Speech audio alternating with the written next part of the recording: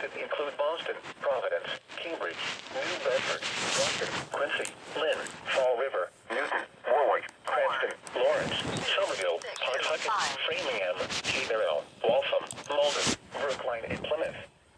Consider avoiding or delaying travel until the snow squall passes your location. If you must travel, use extra caution and allow extra time.